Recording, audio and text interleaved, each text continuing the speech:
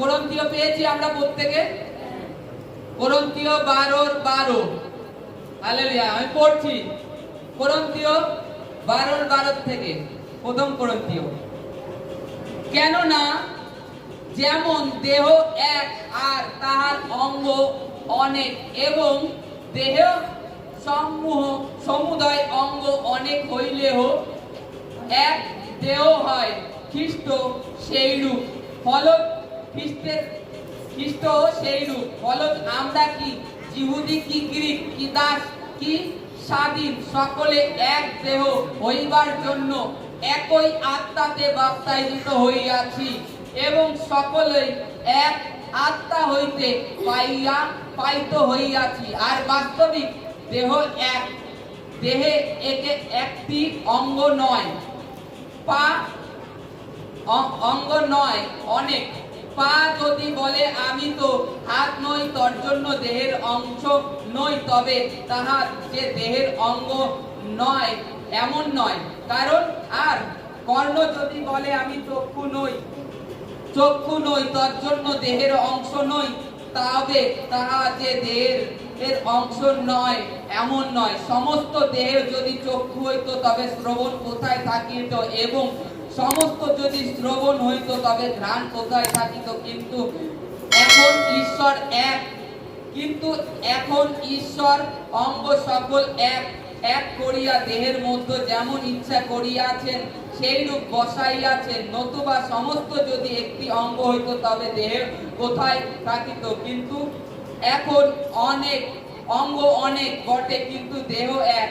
আর চক্ষু হস্তকে বলিতে পারে না তোমাতে আমার প্রয়োজন নাই, আবার মাথা ও পা দুখানিকে বলিতে পারে না তোমাদিগকে আমার প্রয়োজন নাই, বরং দেহের যে সকল অঙ্গকে অপেক্ষাকৃত দুর্বল বলিয়া বোধ হয় সেগুলি অধিক প্রয়োজনীয়।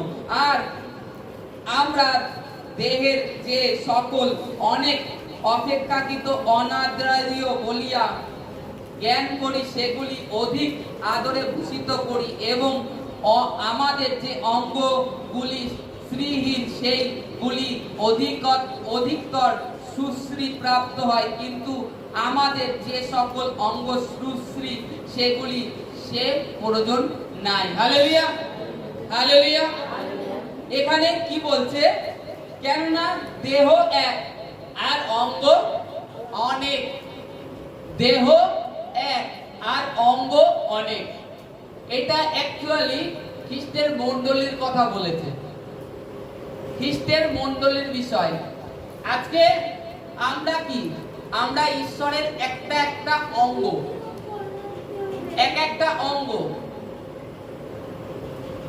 একটা অঙ্গ ঈশ্বর আমাদেরকে তৈরি করেছে। মনে করুন আমি হাত, অপর্ণাদি চোখ, সন্ধ্যাদি কান, বনদি পা, একটা অঙ্গ। এর মাধ্যমে শরীর ঈশ্বর একটা শরীর গঠন করেছে, সেটা কি মণ্ডলী। শরীরটা কি মণ্ডলী।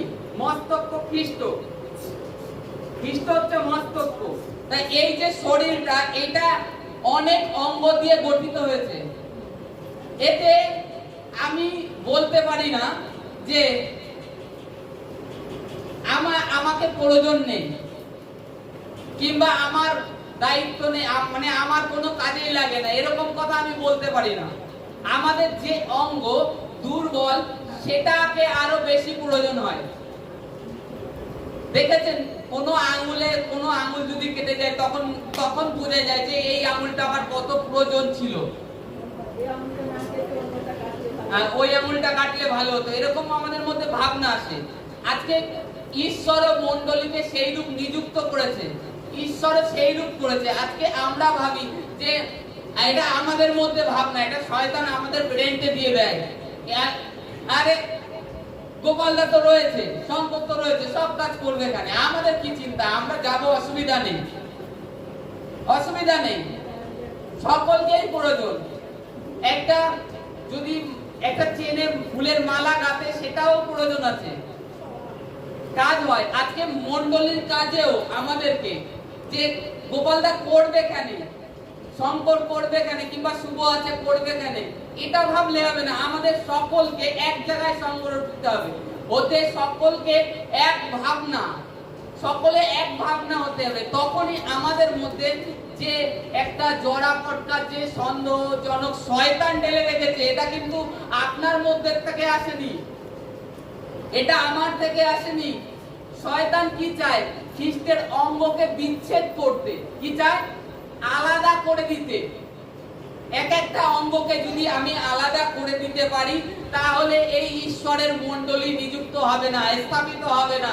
আর না হওয়ার দরুন এর থেকে যে অনেক মানুষকে ঈশ্বর উদ্ধার পরিত্রাণের পথ দেখাবে, ঈশ্বরের পরিকল্পনা, সেটা নাশ করতে চায় শয়তান। আজকে এই কারণের জন্য বিশ্বাসীরা দূর হয়ে যাচ্ছে দিনকে দিন। তাদের মধ্যে এই বাক্যের সঠিক জ্ঞান নেই, বাক্যের কি জ্ঞান নেই, বাক্যে কি বলছে। আজকে আমরা ঈশ্বরের অঙ্গ প্রত্যঙ্গ, আমরা এক একটা অঙ্গ। যেরকম কি আমাদের যে ওয়ার্শিপ টিম, ওরা যদি গান না করে একটু কানা কানা লাগবে, কিন্তু কারণ ওরা অলরেডি করছে। আমরা যদি বলি ওদের প্রয়োজন নেই, তা কি হয়? না, ঈশ্বর ওদেরকে তৈরি করছে, ওরা এক সময় আরো ঈশ্বর ওদেরকে উঁচুই নেবে। আজকে আমি ভাবছি আমি পারি না, তাই বলে ঈশ্বরের কাজ করব না? না, পারো না তুমি, তাই কি হচ্ছে? তুমি আগে আসো। একবারে কেউ লাফ দিয়ে গাছে উঠতে পারে না, কিংবা একবারে বিএ পাস করা যায় না। তার জন্য অনেক পড়াশোনা আগে করতে হয়, আস্তে আস্তে আস্তে আস্তে করতে হবে। সেগুলো যদি না করি, আমরা চেষ্টা না করি, তবে কি করে হবে?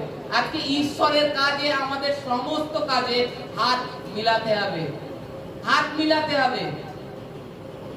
আজকে যে কাজই হোক, যখন আজকে আমরা এক জায়গায় হয়ে হাত মিলিয়ে কাজ করব, কিংবা আমাদের মধ্যে যখন ঈশ্বরের প্রেম দেখবে লোকে, যে এরা এত সুন্দর, কত সুন্দর মিলে মিশে, দেখো কত সুন্দর এদের প্রোগ্রামটা চালায় কিংবা করে যে কোনো কাজ, এদের মধ্যে কত সুন্দর প্রেম, এটা দেখে পরজাতিরা পরিবর্তন হবে। বাইবেলে ঈশ্বরের বাক্য বলছে যে তোমাদের আচার ব্যবহার দেখে লোকে পরিবর্তন হবে। ঈশ্বরের বাক্যে। আর তোমাদের মধ্যে তোমাদের বাক্যে এমনই মধুর হোক যে তোমরা যে কথা বলছো, মনে হবে ঈশ্বর কথা বলছে তাদের সম্মুখে। ঈশ্বরের বাক্যে লেখা রয়েছে, ঈশ্বরের বাক্যে, যে তোমরা কথা বলছো, যে মনে হবে যে ঈশ্বরের বাক্য বলছো তোমরা, কিন্তু তোমরা একবারও ঈশ্বর সম্বন্ধে যে হ্যাঁ আমরা একটা কলিসার অংশ, আমাদের একটা অধিকার আছে। কাউকে বললে মিটিং আছে, দাঁড়াও, আর প্রার্থনায় সামনে 25 ডিসেম্বর কি হবে, বা আমার তো অসুবিধা নেই, দাদা তো আছে, এরকম বলে অনেকে চলে যায়। আমি এটা কিন্তু অ্যাকচুয়ালি আমার এই ব্রেনতে একদম ছিল না, এই ভাবনায় যে আমি এই বাক্য করব।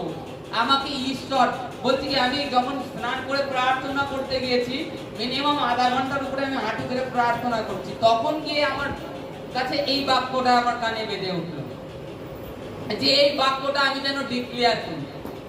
আজকে আমরা সকলে ছেড়ে দিয়ে হাত দুটিয়ে যে চলে যায়, যে আছে তো অসুবিধা নেই, আমাদের সমস্ত কাজ একসাথে মিলেমিশে করতে হবে, তবে সেই কাজটা আমরা সম্পূর্ণ করতে পারবো।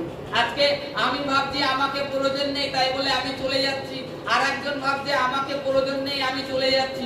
এইভাবে যদি প্রত্যেকটা অঙ্গ বসে পড়ে, কাজ না করে, তখন তো লাস্টে সম্পূর্ণ শরীরটাই মারা যাবে না। মুখ যদি বলে আমি খাবো না, যা ভিতরে দেবো না, তুই কি করে বেঁচে থাক দেখি আমি।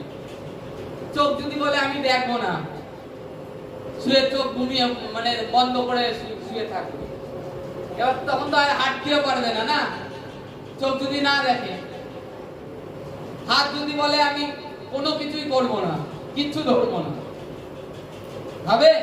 হবে না। প্রত্যেক অঙ্গ, এই শরীরটাকে, এই খ্রিস্টের মণ্ডলীটাকে চালাতে গেলে প্রত্যেক অঙ্গকে সচল হতে হবে। সে যেটুকানি পারো তাকে চলতে হবে। আর এইভাবে ঈশ্বর মণ্ডলীতে সমস্ত কিছু এক জায়গায় সংগঠন করে, মণ্ডলীর মস্তক খ্রিস্ট, তিনি সবার উপরে। আর এটা জীবিত পরমেশ্বরের ঘর, এখানে জীবিত পরমেশ্বরের উপস্থিতি হয়। আপনারা এটা ভালো করে জানেন, কারণ যেখানে পবিত্র আত্মার উপস্থিতি হয় সেখানে কি হয়? পবিত্র আত্মা উপস্থিতি হওয়া মানে ঈশ্বরের উপস্থিতি হয়। সেই প্রাঙ্গণে আজকে এসে আমরা আমাদের মধ্যে মতভেদ, আমরা সকলে ঈশ্বরের সন্তান। আজকে এখানে আমার মধ্যে আপনার মধ্যে একটু অন্ধকারের লেশ থাকতে পারে। যখন ঈশ্বরের রাজ্যে যাবেন তখন লেশ থাকলে আর ওখানে আর প্রবেশ করতে পারবেন না। অন্ধকারের লেশ থাকলে আপনি আর সেখানে যেতেই পারবেন না। ওইটাকে ভয় করুন আগে, সেই অনন্ত রাজ্যে যাওয়ার জন্য সেটাকে ভয় করুন, যে আমি যেন প্রভু ওখানে যেতে পারি, সেইটা ভয় করুন। যদি সেইটাকে ভয় করে থাকেন, একে অপরের মধ্যে যে ভালোবাসা, যে দলাদলি, হিংসা হিংসি ত্যাগ করতে হবে আমাদের থেকে। কারণ আমরা অঙ্গ, আমরা প্রত্যেকে অঙ্গ। এই অঙ্গ দ্বারা ঈশ্বর তার শরীরকে সংগঠন করেছে, মণ্ডলীকে গঠন করেছে। আর আজকে যদি সেটাই আমরা ভুলে যাই, আমাদের মধ্যে বাক্য নেই বলে শয়তান আমাদের মানে ধূর্ততায় ভুলে রেখে দিয়েছে। ভুলে বাক্য নেই, আমরা বাক্যটাকে জীবনে অ্যাপ্লাই করছি না, কিংবা বাক্যটা পড়ছি না এই কারণের জন্য। বাক্য সঠিকভাবে পড়ে জানতে এর মানে কি। দেখুন, যে অঙ্গটার আমাদের বেশি প্রয়োজন নেই আমাদের শরীরে, সেটাকে কিন্তু অধিক যত্ন করি। কোনটা বেশি প্রয়োজন নেই, একে পাউডার, সোনো, এভরিথিং সমস্ত কিছু লাগাই। এই ক্রিম, ও ক্রিম, এই চুলে কত রকম ডিজাইন করি। চুলটা কি খুব এত প্রয়োজনীয়? এটা একটু কি আমাদের শরীরের শ্রী বৃদ্ধি করে, চুলটা আমাদের শরীরের শ্রী বৃদ্ধি করে, তাই তো? আমাদের সৌন্দর্যটাকে বাড়ায়। কিন্তু তারপরে এত যত্ন করছি, গালকে কত যত্ন করছি, ফেসিয়াল করছি, এভরিথিং সমস্ত কিছু করছি, ফেসিয়াল করছি, যেটুখানি আমার কালো দাগ কি করলে উঠবে তার চেষ্টা করছি। কিন্তু আমাদের হৃদয়ের কালো দাগ কি করলে উঠবে সেটার চেষ্টা করছি না, সেটাকে স্ট্রেট করছি না, চুল স্ট্রেট করছি। যদি হৃদয়ের দাগ তুলতে হয়, চুলকে যদি সিধা করতে হয়, তাহলে কি করতে হবে? ঈশ্বরের বাক্য পড়তে হবে। চুল সিধা করছি কি মেশিন দ্বারা? কত রকম। আমাদের বাইবেলে আসতে হবে, বাইবেলের বাক্যে যেতে হবে, তবেই আমরা স্পষ্ট দেখতে পাবো যে ঈশ্বর কতটা মহত্ব আমাদের পরে দিয়েছে। তাই সেই কারণে তার পুত্রকে পাঠিয়েছে, তার জন্য ঈশ্বর তার পুত্রকে পাঠিয়েছে। এটা আমরা ভুলে যাই। আমরা সামান্য একটু, বাইবেলে প্রভু যীশু খ্রিস্ট বলছে তোমরা শিশুর ন্যায় হও। ওই যে আমার ছেলে আর ওই বাচ্চাটা, যদি এক জায়গায় থাকে, এখন তো ভালো দূরে আছে বলে অসুবিধা নেই, যখনই এক জায়গায় আসবে তখন ও বলবে আমারটা নিবি না, ও বলবে আমারটা নিবি না, কিন্তু আবার সেকেন্ডের মধ্যে বলবে এনে দাদা তুই নে, ও বলবে এবার এনে। এরা হচ্ছে স্বর্গরাজ্যের অধিকারী, এরা হবে। কেন বলেছে? শিশুর মতো হৃদয় তোমাদের থাকার প্রয়োজন আছে, শিশুর মতন হও তোমরা। কোনো কিছু অশান্তি, গন্ডগোল তোমাদের মধ্যে, কথা কাটাকাটি হয়েছে, তোমরা পরে কি বলছো? কথা বলছো না, কেউ কারোর মুখ দেখা দেখি করছো না। এটা চায় না।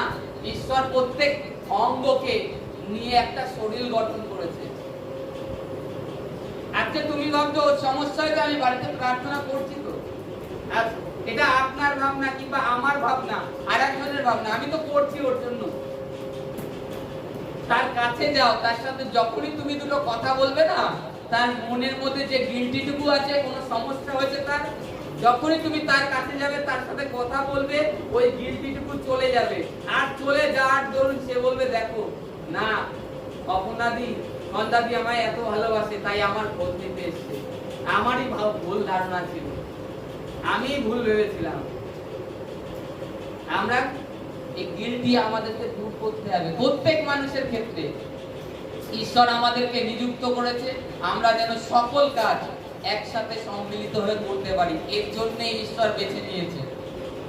আর ঈশ্বরের রিভাইভাল আসছে এই রাজ্যে। আরো প্রচুর বাড়বে ঈশ্বরের মহিমা হবে, প্রচুর। আর এই মণ্ডলী এখানে থাকবে না, প্রচুর উঁচু হয়ে নেবে ঈশ্বর, প্রচুর উঁচু হয়ে নেবে। বিশ্বাস করেন? তা জোর বল। ঈশ্বর বলছে তুমি বাক্য ডিক্লেয়ার করো, যে কাজ করে সে কি পায়? বেতন পায়।